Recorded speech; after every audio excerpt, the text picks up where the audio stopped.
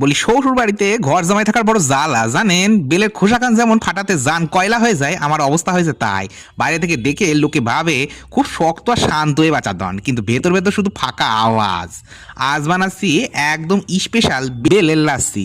বেলটাকে যেভাবে পিটিয়ে ভাঙছি দেখছিলেন, মনে হচ্ছে যেন শ্বশুরমশাই রাগের বাড়ি খাচ্ছি। ভেতরে শ্বাসটা বের করে নিলাম। উফ কি আঠা!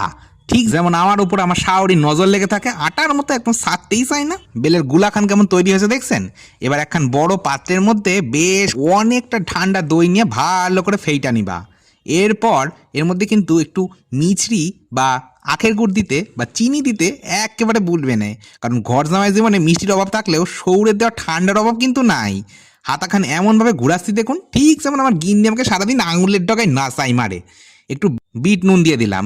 বিট নুনটা দিচ্ছি কারণ জীবনে এমনিতেই তিতকুটে হয়ে আছে, তাই একটু নোনতা স্বাদ না হলে ঠিক জমছে না।